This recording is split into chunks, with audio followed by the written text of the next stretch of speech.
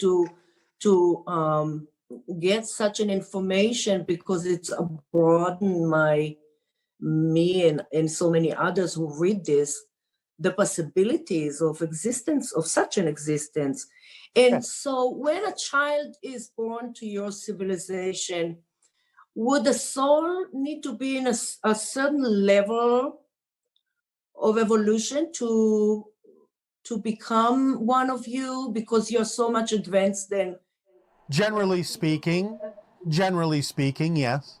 There are some exceptions depending on what the soul wishes to experience, but generally speaking, yes, because there are certain experiences that are simply not available in our society that might be available in other societies. So the soul would have to be at least in alignment with the general themes of our planet, and wouldn't necessarily be born on our planet or choose to be born on our planet if it had a theme that was not available to it in our society.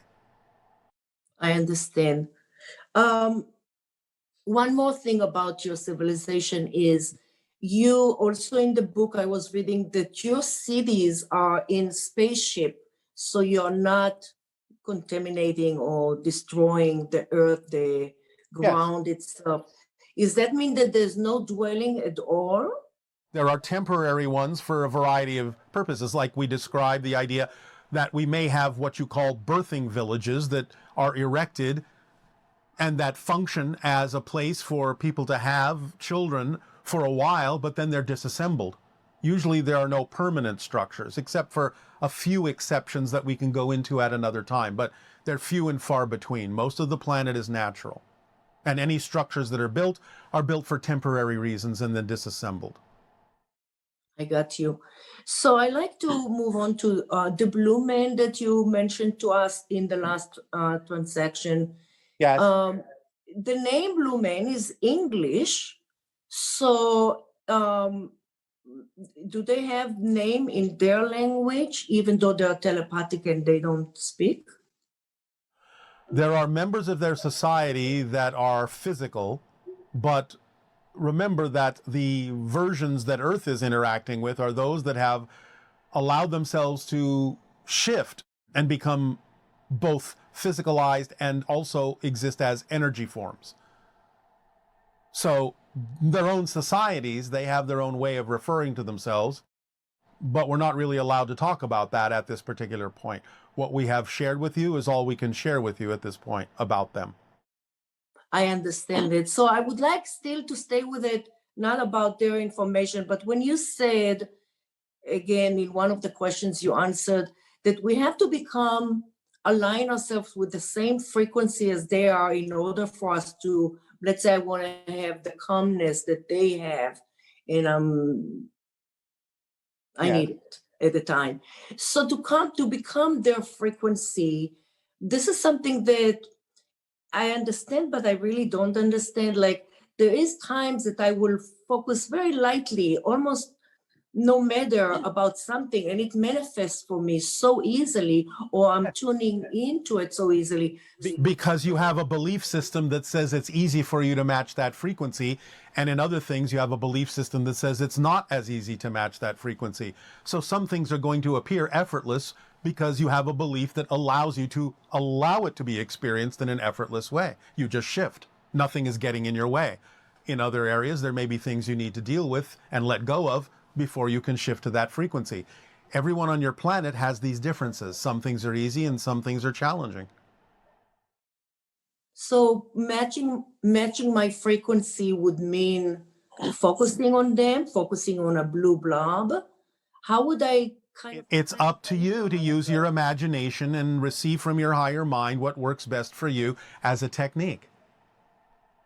But again, remember, in general, it still all comes down to following the formula. That's all you actually have to do.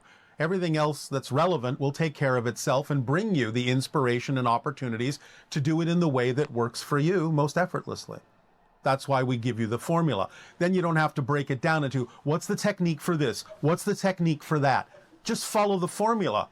The technique that will work for you will come to you synchronistically.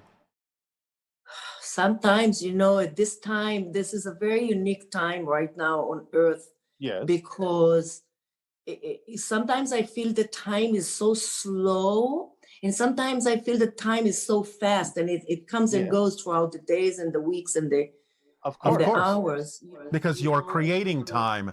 So as you change your consciousness, your perception of time is going to change, because time is a side effect of your consciousness shifting through different parallel realities.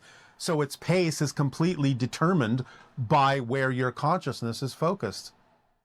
There are times that, like when you're saying, follow your passion, follow your excitement.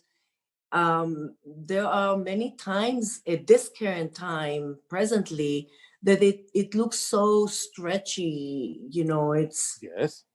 takes long time. Sometimes that's exactly the time that it needs to take, but you always have the opportunity to investigate your belief systems to see if you can let go of some of them, and letting go of some of them may change the way you experience the timing. You can always narrow it down to just the process you actually need to go through. Sometimes you have extra processes that you don't necessarily need to go through if you will let go of certain beliefs. But it's always only going to go down to whatever the timing is that's absolutely necessary for you to experience in order to more deeply appreciate what it is you are experiencing. I understand. Well, I thank you so much, Bashar. I love you. I appreciate so much our exchange. As do we, and our unconditional love to you as well. Good day. Good day.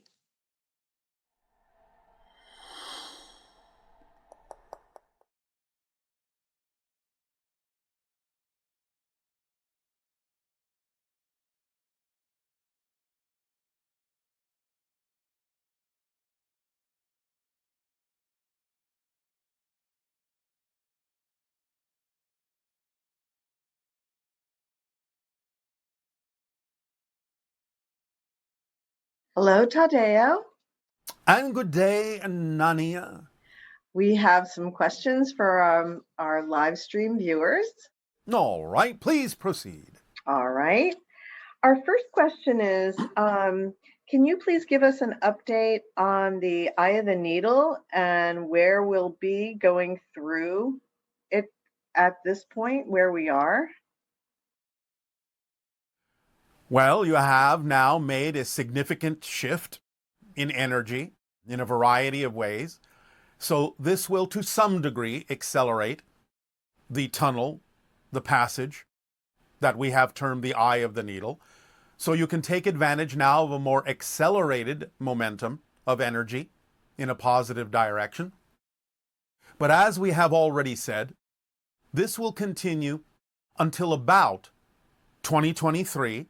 Now, again, as we've also said, this doesn't mean that you have to necessarily experience negative things until that time. But that is simply where, at this moment, the end of the tunnel, so to speak, is focused. However, because of the shift in energy, the year 2023 becomes more significant in a variety of ways, particularly with regard to the idea of extending the beginning of the window of open contact backwards from 2025 to 2023. So the beginning of the window of open contact and the ending of the tunnel, the passage of the Eye of the Needle, coincide now in your year of 2023. Again, this doesn't mean that spaceships will land everywhere in 2023. It will be, however, the beginning of more opportunity to experience things that have to do with the establishment of more energy and framework for the opportunity, for the higher probability of open contact. And there may be an event in 2023 itself that may herald how much stronger the opportunities for open contact are.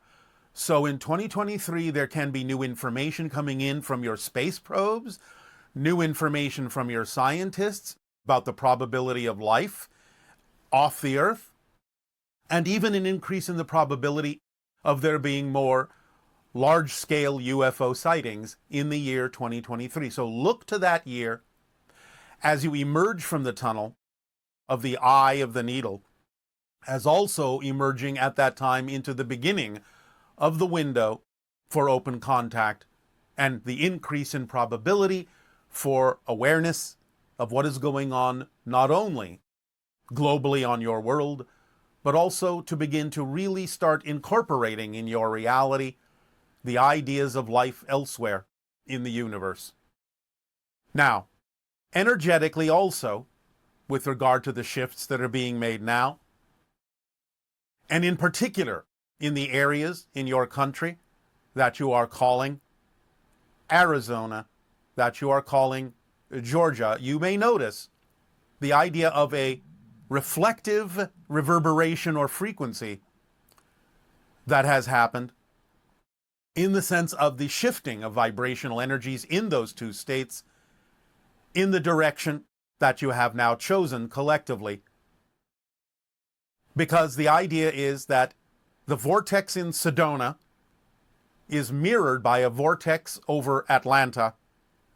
And in the idea of the balancing of the energy that we have been assisting all of you with by pumping a more balanced energy into the vortex in Sedona and it being mirrored by the vortex in Atlanta, you have witnessed physiologically two things.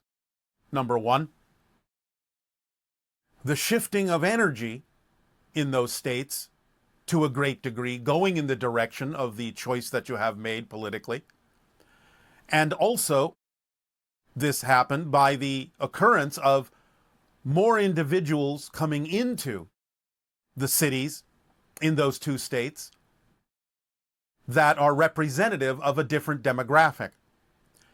You could say, in some sense, that Atlanta now exhibits far more of the energy of California, specifically more of the energy of Los Angeles, and specifically more the energy of Hollywood, because of the demographic shift of many people relocating in the Atlanta area that are involved in the same kinds of activities that you find in Hollywood in terms of film and television creation.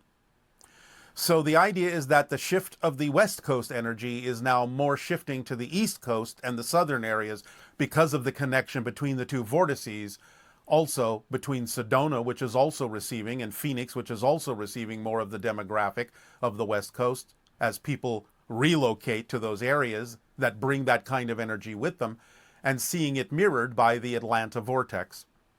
So many things have shifted subtly over the last few years that are now revealing themselves vibrationally in the kind of energy output and the kind of choices being made by the people having relocated to those particular vortices, and the energy of the balance that we are assisting you with coming through those vortices in a way that is drawing more people to those areas to balance out the demographic energy and vibrational reality of what is happening in your country. That is what we will say for now about that subject.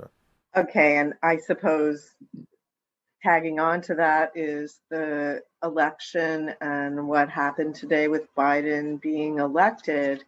How has that impacted the window of comment? I have already answered that. So that's essentially part and parcel of the change in leadership. It is a change in the choices being made that is reflected by the idea of the leadership. Okay, thank you. Yes, because the leadership is calling for unity. The leadership is calling for the idea of connectivity and community at this point, which will enhance and increase the probabilities for open contact because it requires the idea of community, connectivity, and those kinds of frequencies and states of being in order to increase the probability of open contact with other communities among the stars. I see. And this is why it has come down to the idea of stretching backwards to the year of 2023 as the new beginning of the window of open contact rather than 2025. Okay. Can you comment on the intense polarization that's been occurring in relation to the coronavirus and the election? Well, it's all interconnected. It's all interconnected with, again, the energy of fear or the energy that is positive. So all of these things in your society are going to be reflective of the polarization that you have all created with regard to the revelation, shall we say, or the revealing of the different kind of energies that have lain within many people on your planet for quite some time. But this brings out into public relief, into very broad, strong relief, the idea of the energies that have been simmering under the surface for a long time and are now being exposed, so that, again, bringing everything out on the table to see exactly what energy states exist within your different societies and cultures, you can deal with it and begin to more clearly make the choices that you prefer for what kind of a reality you prefer to experience. As we've said before, this is simply part and parcel of an extension of bringing everything out on the table, positive and negative, so that by seeing more clearly the negative that exists, you can then, by contrast and comparison, make it easier for you to decide what kind of a reality in a positive sense that you prefer. So it's all interlaced, it's all interconnected. So would you say that part of our contact timeline is very dependent on us reaching out across the aisle, in a sense? Absolutely. Coming together and working in a state of perhaps more towards compromise? In a sense, yes.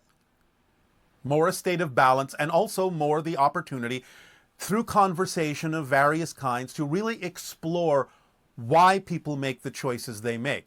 Instead of simply reacting to the choices on the surface, it's about really getting together and exploring why those choices are made. Because when you get down in conversation to the real, as you say, nitty-gritty of why people make the choices that they do, what it is they may be afraid will happen, what it is they are seeking to feel within themselves in terms of self-empowerment, when you can allow the conversations between differences in perspective to really get down to the common reasons why people make the positive or negative choices that they make, then you really form a basis for real understanding, real communication, and real self-realization and recognition within each and every individual about why it is that they do go in the direction that they go, why it is they are making the choices that they're making, because you get down to the basic concepts of what it is that people really desire to feel, to experience, which is usually nothing more than the idea of being supported, feeling self-empowered, being validated for who they are, and letting go of all the surface reflections or surface symbols of that they think represent gaining those things, when in many cases it's not really those surface things that they're after, but more fundamental states of being that represent the idea of self-validation, feeling like they belong, feeling self-empowered, in a nutshell, feeling loved and supported.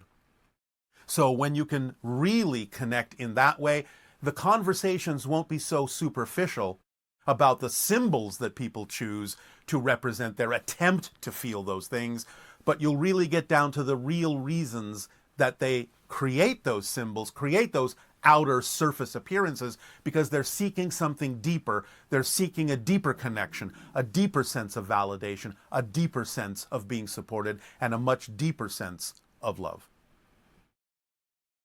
Well, I have faith in us as humans that we will bridge this gap and bring ourselves into a better state of existence. It's all up to all of you. It's always been. It's completely in your hands and completely in your control. You just have to see things in a more holistic and interconnected way, as is now being discussed. Now, this was an interesting question. It says, is the pandemic a means from higher beings to reduce human population like the deluge? No. It is a means. It is a means of paying more attention to the messages coming from your own higher minds, to give you more ability and more clarity to make the choices that will move you in a more positive rather than a negative direction of self-elimination.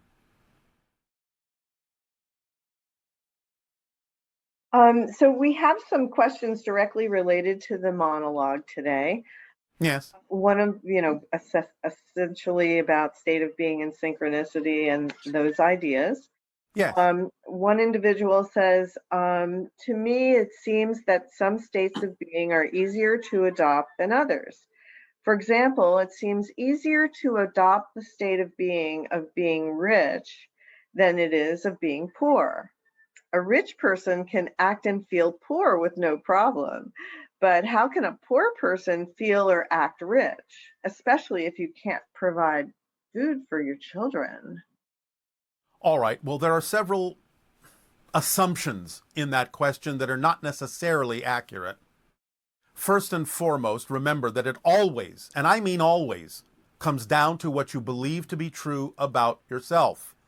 So the idea of saying, even the saying, it's more difficult to believe you are rich than to believe you are poor, in a sense, the idea really is a fallacy, because it still comes down to what you believe you are capable of doing, of what it is you believe is real for you, based on how you think of yourself, what you believe to be true about yourself.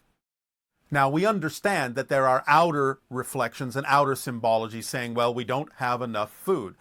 But again, remember, a lot of this comes from buying into certain ideas, certain systems that have been set up on your planet that make it seem like there might be a lack of things. But that's not really essentially true. It's only when you buy into those things that you find yourself in those situations, in those circumstances. So the idea also that is kind of false, I know what you mean by the question, but it's not really true, that it's easier for what you call a rich person to believe or act as if they're poor. That's actually not true. Because even though someone may be, quote unquote, acting like they're poor, their fundamental interior beliefs don't allow them to really believe that they are, because no matter how much they may try to act like they're poor, they're always going to hold on to the belief that they can stop acting like that at any moment. Whereas the idea of the belief systems of someone who is really believing that they're poor doesn't necessarily contain the ability to believe that they can stop acting like that at any moment, stop being poor at any moment, whereas the so-called rich person can stop acting poor at any moment in their belief system. So that's the fundamental difference in those two belief systems, is one of them doesn't believe that they can stop experiencing that necessarily, while the other one does believe they can stop experiencing the concept of being poor at any time they wish. So they're never really truly believing that they're poor. That's a big difference in terms of the belief system. But also the idea, again, of experiencing what you call poverty, still being based on the concept of something you believe to be true about yourself, also has the potential for positive and negative reasons, because sometimes people will choose to experience those things for a variety of positive reasons that can be a life lesson to them and help them make other kinds of choices eventually, and also perhaps even be a life lesson to other people around them who may see them as capable of actually extracting themselves from that experience, and prove to others that no matter how quote-unquote down you may seem to be, there is always the possibility of changing and shifting and extracting yourself from that experience. But fundamentally, the simple answer is it always comes back to what you believe to be true about yourself. It's not something that's inevitable. It's not something that can't be changed. And the so-called difficulty that you may be experiencing in changing that only has to do with what you believe to be true about yourself. It's not an automatic, inherently true fact. Yeah, speaking of synchronicity, sometimes people comment because they can hear the roosters in the background. Yes. Is that the roosters all reminding us all to continue waking up? Yes. It's kind of funny. Synchronicity often is. It is. It has a sense of humor. Well, in a sense. Well, it probably doesn't have a mind of its own, right? So It's part of the automatic functioning, but it does present the idea that waking up also does contain a sense of humor. So is it always important to follow through or act upon synchronicity? And is synchronicity always positive? Synchronicity can express itself negatively for positive reasons. In other words, you can have synchronicity bring you opportunities to act on that are clearly, in your mind, most likely, representative of things to move on, to act on, to move forward on. Opportunities that do represent your passion. But remember that synchronicity can, like anything, serve double duty. And synchronicity, for a positive reason, can act negatively by preventing you from acting on things that aren't your path of least resistance, that aren't your passion. So while sometimes people may say, well, I seem to be having difficulty actually acting on these things, always the number one thing to first check is, are you the one dampening your ability to do that by a fear-based belief? But if you clear that belief out, if it's there, and still find yourself unable to move in a certain direction that would seem to be your passion, and yet you are prevented over and over and over again from being capable of moving forward along that path, along that choice, that can be synchronicity acting negatively for the positive reason of simply saying to you, this is not your choice right now that serves you best. So you have to develop the discernment to understand, once you clarify your own belief system, to recognize the difference between when synchronicity is saying, yes, act on that by making it easier to do so, or no, don't act on this now, even though it might be somewhat representative of your passion, because it's not the step that you need to take at this moment that is actually the path of least resistance. So look for what you can act on that is representative of your passion at that moment, or some passion at that moment, and what is capable of allowing you to be acted upon. But don't keep banging your head against the wall when synchronicity is telling you this is not the step to take at this moment, because it is giving you the path that you need to take by removing your ability to act on things at that moment as a negative form of synchronicity for a positive reason. So sometimes things will show up and you can't tell if it's a positive synchronicity or a negative synchronicity. It may look like it's a positive synchronicity, but if you take the step in that direction, Yes. then things come back to you that show you that that was actually, you had fear when you made that choice, or you made the choice out of fear as opposed to empowerment. Well, again, as I just explained, it's up to you to examine whether or not you are unable to move forward because of a fear-based belief. But if you have cleared that fear-based belief from yourself and still can't move forward, then that's a good indication that it's negative synchronicity saying this is not the path, this is not the step right now. Go in another direction. So it's actually easy to tell once you clear yourself and recognize and in honest self-investigation have discovered that you're not the one dampening it through a fear-based belief. So, like, if someone shows up in your life and it appears to be a really positive thing, but then once you get involved with that person, you find out that it's actually quite negative. Again, it's still there for a positive reason for you to learn something positive from it.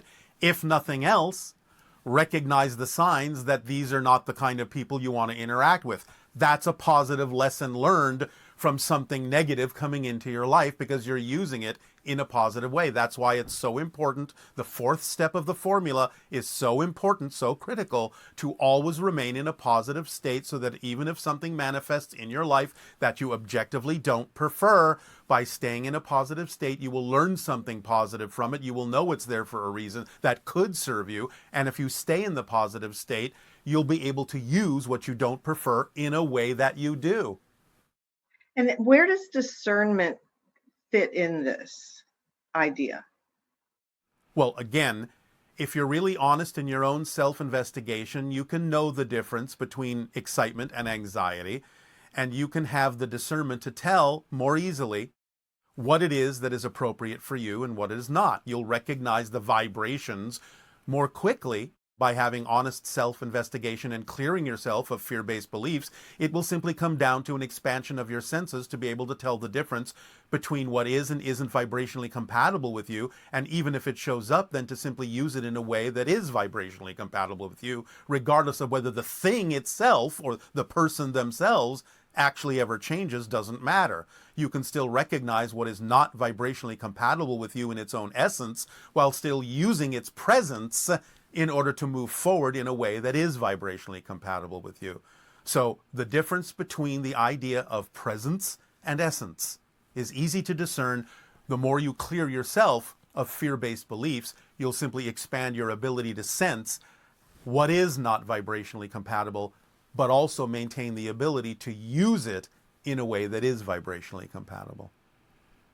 Okay, that's great. Yes. See. So is state of being essential when it comes to the idea of passing through the eye of the needle? And is it really important to stay strong and positive and relax and just know that you're going to pass through it? Or Yes, absolutely. As we have said, state of being is everything in the sense of what allows you to experience what you're experiencing in a way that you prefer to. But it's not about having to stay strong as if that's supposed to be an effort that you have to make. It's about understanding how things work and allowing yourself to go with your true flow. Follow the formula. And then when you do that, you will know, if you understand how things work, you will know that no matter what's happening, you'll be okay. It's not about a struggle to stay strong. It's not an effort. It's an actual letting go, because you know, again, understanding, you know that surrender is not giving up control. Surrender is surrendering to the control that's already built into your flow, and knowing that your flow already knows where you need to go. That's most representative of your true self. Therefore, it's not something you have to struggle to maintain as a state of being. It's something you simply relax into as a state of being that is more natural for you, knowing that it will take you exactly through the eye of the needle in exactly the right way for you, and allow you to wind up on the shore you belong on. okay, here's kind of a cute synchronicity. Last month, my cat Moonshadow swallowed my sewing needle with thread attached. In 2 to 3 days, it passed through his system, and Moonshadow was unscathed. Is there any relationship between this incident and the 2020 Eye of the Needle? Cats are so brilliant. As reflections of higher dimensional knowledge, higher dimensional awareness, because that is a perfect reflection of the understanding that you, in a sense, are not really going through the eye of the needle. The eye of the needle is going through you. Ooh. And if you remain in the state of being similar to the idea of how a cat relaxes in its understanding and perception of other dimensional realities and sees more of reality than most of you do, you can allow that passage to happen and come out, as you say, unscathed. That was beautiful. These are some questions that have to do with manifestation and the Yes. formula. Yes. Okay, so you advise us to allow rather than resist. At the same time, you state that action is the language of physical reality. Yes. So, what if I'm unhappy with a situation? I feel the urge to change it, and which may mean I'm resisting and I'm not cooperating or counteracting something. All right. Misunderstanding of how the word resist is being used by us. Because the idea we are saying is that don't resist means don't resist yourself. We're not talking about the idea that physical actions may appear to others to be a resistance to something you don't prefer. That's not what we're talking about. We're saying don't resist your natural energy. If your true passion energy and the action that goes along with it is to make a statement physically that might appear to others to be resistant to something that's vibrationally incompatible with you, it's not the kind of resistance we're talking about when we say don't resist. We're talking about not resisting your own true energy. And even when you, in a sense, surrender to Yes. yourself, Yes. you don't experience that as a negative or a disempowering experience. No. And you don't experience the physical act, really, from your point of view, as an actual physical resistance. You will experience the idea of standing up for what you believe to be true in a more positive way. It may not even be experienced as resistance from the other side, if there is another side. So the idea is that when you elevate your frequency, you find more creative ways, more positive ways to express the actions that you take that are in alignment with your true energy. And it won't even necessarily appear to be resistance in the classical sense physically. It may be a more creative expression, a more loving expression. It may come out in a very different way because you're on a level, a vibrational level, where you can be inspired by other ways to express yourself that are not necessarily going to look like the classic ways of resistance. Because that, again, is something that is expending an effort and pushing against something instead of engaging with something in a way that invites them to go with their own flow creatively. It's not a pushing against, it's not a rebelling against. That happens when you're truly in your flow and acting on your passion. You find other ways, other avenues, and other paths by which to express the idea of your truth in contrast to something that is not your truth, that actually expresses itself in a more powerful, positive way. We once gave the idea, we once told the story of the idea of a bank robber and the bank teller, and how the idea of the bank robber coming in was in a sense diffused by the bank teller by really communicating with the robber that she actually truly cared about and was concerned about what would happen in his life if he went through the act. And so instead of resisting him, she engaged him in a way that convinced him that she truly cared about what happened to him. And therefore, because she was expressing her passion of her care and concern for him, he actually gave up robbing the bank. So the idea is that there are other paths, many other paths that might be invisible to you if you think along the classical lines of resistance, as opposed to understanding that new ways of doing things will actually come out in the physical action because you'll be on a different wavelength and capable of understanding how to act differently and in a way that might engage what might seem to be the other side instead of in a physical resistance, in a physical engagement that allows them to know that they can also choose another path that is also in their best interests, rather than themselves also believing in the idea that they have to resist and force to get what they need in life. So in the process of manifesting, what intensity of high energy do we have to get to in order to manifest? And how long do we have to focus and... No. Nothing more than what you're already doing. Remember, you're already manifesting. You're manifesting so easily you don't even know you're doing it. It's not about just manifesting what you want. You're already manifesting. So it's not about how long do I have to focus or how strong does it have to be. You're already manifesting. If you weren't, you wouldn't have a physical reality experience. So the question is not being asked in the way that understands what manifestation is. The idea of manifestation is to understand that everything you need in life, everything that will fulfill you, everything that will be representative of your ability to express your joy is already here. All you have to do is match the frequency. In the same way, in exactly the same way, to the same degree, the same level of energy that you're doing it right now with what you do manifest.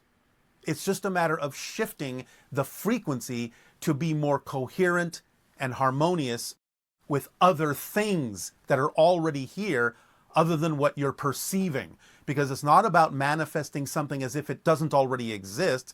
It's about matching the vibration of something that's already here to allow it to become visible and tangible to you.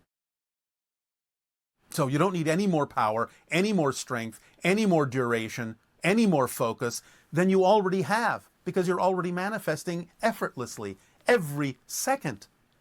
Just change your frequency at the same level to be more of a match to the manifestations that are more compatible with who you truly are. This is another reason why we give you the formula. All you have to do is use the formula to adjust your frequency, and you will automatically mask what is germane to that particular frequency. You will already match it, and then it will manifest. But again, remember, it's not about what you want in the egotistical sense. It's about what you need. And what you need will always fulfill you. Always. What you want may not. So like this question dovetails with that when it says, I'm curious about the concept that when we ask for something and we manifest something different, what if what we're receiving is because it's preparing us for what we actually asked for? It could be. And that's a good attitude and a state of being to be in, so that you accept whatever happens, whatever manifests, as being necessary for being there. And again, takes us back to the fourth point in the formula. Always stay in a positive state and give a positive definition, even if it's something that you objectively don't prefer, to whatever manifests, because you know it's got to be there for a reason that could serve you. And if you stay in the positive state, you will start defining things that way, just as that question has framed. Oh, well, even though this is not what I expected, even though this may even be something I don't objectively prefer, it's got to be here for a reason. So maybe the fact that this manifested now is preparing me for other things. But again, don't have any insistence on the idea that this must prepare you for the thing you thought you wanted to manifest. It will, however, if used this way, prepare you for whatever does need to manifest next, which might be more representative of what you originally thought, but it still might be different than you thought. So just stay in that state of acceptance and neutrality and positive ideas about why that manifested, so that in that neutral space you can allow whatever really does need to come in and fulfill what you actually need. So like the person here that struggles on a day-to-day basis to be consistent in following the formula, and sometimes they don't feel like doing things they have to do, that, day-to-day things that All right. Again, look at the wording. If you have to struggle to follow the formula, you're not following the formula. It's as simple as that, because there's no struggle in following the formula if you understand, here's the key, if you understand that that's actually a description of how reality works. It's actually a description of how you manifest things. Therefore, if you're struggling, you're actually giving yourself an indication that you have a belief system that is preventing you from actually following the formula. You have a belief that's actually preventing you from understanding what the formula is saying to you, of what it actually is. So if the struggle is there to follow it, that's the perfect opportunity to find out in your own self-investigation what you would have to believe is true about yourself in order to experience struggle in following the formula, in order to have a lack of understanding of what the formula is. So if the struggle is there, that's your first clue. There's a belief there that doesn't serve you. Take the time to stop and investigate what it is, because once you discover what it is and let it go, it's not going to be a struggle to follow the formula anymore, because you've let go of the reason why you're struggling. It kind of reminds me of the idea of if you have a baby, and taking care of that child may be very difficult sometimes, and you're tired, and all of the things that may come up that don't make it feel exciting. But if you take a step back and you just recognize how much you cherish having the child, then that will shift your energy in relation to the tasks that you have to perform that are part of having that child. And part of your joy and excitement, because you'll figure out how to do them differently that is in alignment with your excitement. That's what we're saying. There is no inherently difficult situation. Only beliefs make it seem difficult, because you're not necessarily doing it in the way that is representative of your joy. But you can't see the way to do it in the way that's representative of your joy if you're not already in joy. Because again, you cannot perceive what you're not the vibration of first. So you have to, again, understand how this works, and you have to understand that if you simply go into the vibration of joy first, different ideas of the way to do things, including raising children, will come to you that you couldn't perceive when you weren't in a vibration of joy. And when those new ideas come to you because you're already in a vibration of joy, you will see that those new ideas, those new inspirations, those new imaginings about different ways to do things, different ways to relate to this idea of raising a child, will start to give you other opportunities, other ways of expressing that relationship, and you will find that they will all start to dovetail with your joy. Yeah, it seems like the idea is if you find yourself unwilling or uninterested in doing certain tasks that are actually associated with your excitement, then that's time to redefine and look for new ways to do that, or possibly even delegate it, because sometimes That can be one way. It can be one way if that's what naturally comes out of your investigation. It can be one choice. But the idea again is whatever those choices are, they'll present themselves to you in a way that actually does align with your excitement. And that's the beauty of synchronicity, because it keeps bringing you more things to work with. Yes, and it keeps taking away things that you don't need to work with right now. So what about the idea of like self-sabotage? Like some individuals find that they try to do things in a certain direction, but then their own... All right, well, again, we would assume by now that this would be relatively apparent as to what the answer is. Self-sabotage obviously involves belief systems about the self that dive into concepts like I'm not worthy, I'm not deserving, I'm not able, I don't belong, etc., etc., etc., and therefore require some deep self-investigation as to why you would attempt to sabotage yourself from your own true self, why you would attempt to be something you're not. So the idea again is you have to look at those fundamental fear-based beliefs of lack of self-worth in order to transform that physical behavior, those choices of self-sabotage. So that idea of like it's self-sabotage, but it's happening at a subconscious level, you know. That's why you have to investigate and bring the belief into the conscious light. Again, if it remains in your unconscious, you have nothing to work with. That's why the investigation about what you believe to be true about yourself is so crucial. And thus paying attention to what the fear-based belief is saying so you can hear what it's really saying and realize how much of what it's saying negatively about you is nonsense. You have to do the investigation. You have to make the unconscious belief conscious. Now, it's going to do everything in its power to prevent you from doing so, because that's one of the ways that the negative belief perpetuates itself, is by making it seem as if you have no ability to find it. And it may use emotions to prevent you from doing so. I'm too depressed to investigate myself. I'm too tired to investigate myself. This won't actually amount to anything to investigate myself. I am a victim and always a victim, and therefore there's no point in investigating what these beliefs are. All of these things come from the negative belief. You have to see through that smoke and mirrors. You have to be able to understand that it's not as difficult as the negative belief is making it appear, that that's just an illusion. You have to know how these things work. That's why we explain the mechanisms of these things to you all, so you can realize it can be much easier than you think, because once you understand how this works, and once you understand how beliefs perpetuate themselves, you will understand why they're saying what they're saying to you, and you will also understand the illusion in it, that it's not necessarily a fact, it's just a perspective coming from a negative belief that's doing nothing more than attempting to continue to perpetuate itself, which is what all beliefs are designed to do in order for you to be able to have a physical experience.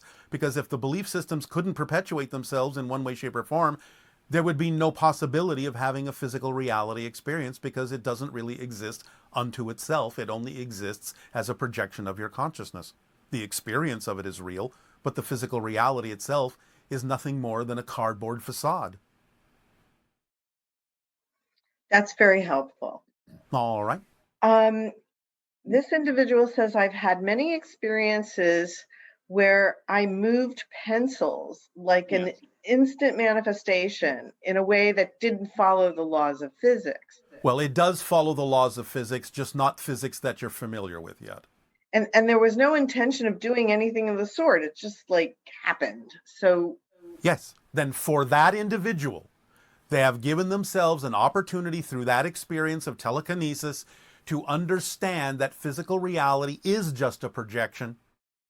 The idea then is that whatever state they were in at that moment, every time they think about how that felt at that moment when that happened, puts them right back into that centered state of their relationship to the idea of physical reality as nothing more than a projection, which could, if used that way, if understood that way, for that purpose and that reason, put them in a state where they can allow themselves to, shall we say, shape their physical reality more effortlessly by simply knowing that they can always go back in that state, and that they are already back in that state just by remembering what it felt like to be in that state when they moved the pencil.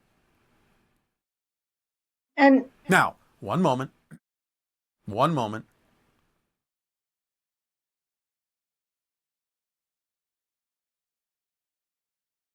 This is also an opportunity for them. That's just the way this individual chooses to do it, the way they choose to experience this synchronous idea of being in a certain state of being that can allow them to move forward in physical reality in a more effortless way, almost by, again, giving a perfect example of the surrendering of needing to be in control. So that as soon as you actually go into that surrendered state, feeling like you're not doing anything, that is actually the state of most control, when you don't necessarily feel like you're doing anything. That's the path of least resistance. That's what it feels like you're not doing anything, because you're not really expending an effort. You're actually in the center of yourself, in perfect balance at that moment, and when you happen to take yourself into that state, it shows you what's possible in physical reality, and it shows you that it is possible, because physical reality isn't real. It's just a projection of the state of being of your consciousness. that's amazing unto itself. All right, if you say so. Because, well, I mean, most of us wake up into a reality here where we have no idea that that's the way it's working initially. Yes, but again, please allow me to just suggest a subtle correction. Okay. You don't wake up into that reality. That reality wakes up in you. Oh. Even when there you are, a little baby, just being born into the world. Even then. Because you are not just a little baby. In fact, as a little baby, and for quite a few years, you are still very loosely connected to the idea that physical reality is real. You kind of go back and forth into the spirit, into the physical dream, into the spirit, into the physical dream. And the idea is that you're absorbing what you need to absorb to play out the theme that you chose to play out in this physical experience. But remember that babies are not just babies. They are still extremely powerful spirit beings, testing the waters, navigating themselves into whatever way, shape, or form the situation needs to be to allow them to play out and experience the theme they chose to experience by absorbing whatever belief systems they need to absorb in order to transform them in the future in the way they need to become more of themselves from a different point of view. Pretty amazing. All right. Again, if you say so. If if the heart has this direct connection to the higher mind, why do we experience heartbreak? Well, again, because of the belief systems within the idea of the physical mind. Because again, remember, while it may experience the direct energy of the higher mind, the heart still has to take its cue from what the belief systems in the physical mind have to say about it. And therefore, heartbreak is another bounce. So higher mind to heart, through the filters of the physical mind's belief systems, back to the heart. That's where the heartbreak can occur, because then the original vibration is filtered through the belief systems that may be negative belief systems that then the heart will interpret as the idea of sadness or heartbreak or loss. Okay. Do you and your collective have spirit guides like we do? Of course. And do they also incarnate to experience your experience? Like, do you have spirit guides that were previously Sasani beings and Yes, sort of idea? absolutely, just as it happens on your world. But since you're so conscious, Yes. would a spirit, like, what dimension is that for you? Because you're already having a lucid dream and are in spirit halfway. Yes, but that doesn't mean there isn't more to perceive, that there isn't more to experience, and that there isn't more to learn from even higher levels. Because there's always more. There's always more, and there's always higher levels of spirit guide. So, and do you actually have names for your spirit guides or anything like that? We don't have names for ourselves, so no. Right. So how do you relate to your spirit guides? Very well, thank you. Again, we relate vibrationally. We recognize each other and spirit guides and any beings vibrationally. Okay. Well, that's got a pretty good vibe to it. Yes, it does. So here's just a few ET questions. Oh, all right. Okay, in a previous transmission, you mentioned that the blue men ETs often resurrect humans who have been killed in war and bring them to a safe planet.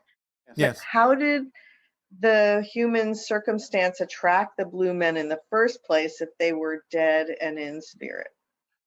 Well, again, it depends upon each individual's theme and journey in what they have chosen in life and what they have chosen in what you typically call death, which again, to many beings, isn't much different.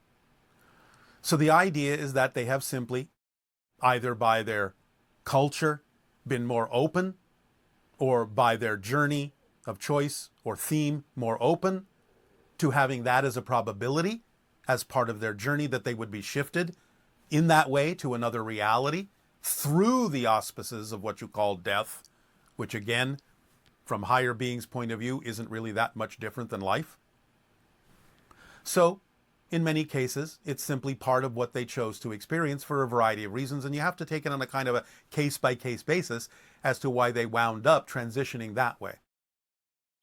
Are humans immortal on this unnamed planet, and how do they go about their lives without human romantic partners? No, they're not really immortal, though they may be much longer lived. And who says they don't have partners? Right. The idea being that you have to understand that the majority of the Blue Man Society is physical.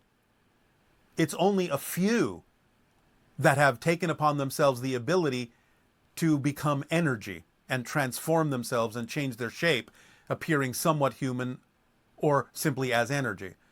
The entire society isn't that way. Most of them are physical. Therefore, there are many beings in that society for humans to interact with. And of course, remember that when they are introduced to that society, they're not necessarily exactly the kind of human they used to be. They are shifted to some degree into something more compatible with that society. And this is kind of funny because the person asks, did the Blue Men influence the rock band, the Blue Man Group on Earth? Indirectly, but that's not the only influence. Remember that, as we have said, in ancient times, through the interactions with the Anunnaki themselves had slightly bluish tinted skin. So there's an indication of the ability to sense that there is some importance, shall we say, to presenting yourselves as a blue man, both because of the intuitive connection to those ETs, called the Blue Men, but also to the intuitive connection of the ancient Anunnaki that created Homo sapien. Now, the rock group may not necessarily be consciously aware of this, but just like so many creative ideas that exist on your planet, some of them are the result of people's intuition tapping into things that are going on other levels of reality that they may not be consciously aware of, but they are creatively willing to express, not necessarily knowing where those ideas came from or where they tapped into to get the idea. So yes and no. Because there was also this question of why is Krishna and other rishas in yogis depicted with blue skin? Same idea. Exactly the same idea. You're tapping into the fact that in ancient times, there were beings that actually had blue-tinted skin, and you are then letting those ideas blend into an archetypal presentation or representation of what early humans related to in those beings as gods. Okay, and then finally, how can we tell the difference between a dream and an out-of-body experience as it relates to UFO and ET encounters? Well, again, remember that when you are actually out of body, you'll know the difference. When you are waking up and have what you call a dream, that is often simply the physical mind's best attempt to represent something that might have happened in another reality, on another level, in another dimension, out of body. How can you tell the difference? Well, the more you open up and ask for more conscious awareness of what is going on, it will usually be given, and you'll become more lucid in that experience in a way that will allow you to retain the lucidity when you wake up in physical reality, to know the difference between something that might simply have been a dream in the classical sense, or something that might actually be a memory of an experience you had on another level. So it's really about, again, clarifying the self and asking and knowing you can handle more conscious awareness of what is going on and allowing yourself to become more lucid in those experiences, at the same time becoming more lucid in the physical reality dream too. So that there isn't as much difference between the two states as you've been taught to believe there are. Okay. And so thank you so much. We just all love you so much. Well, our unconditional love to you all for the co-creation of these interactions, it is absolutely our passion and our pleasure to interact with each and every one of you and all of you together. So we congratulate you on your recent shift in energy and direction and acceleration. And there will be more to come now that you have opened the gates to more information that is relevant for the new vibrational state you are beginning to create. So now, to crystallize all of this, please enjoy your meditation.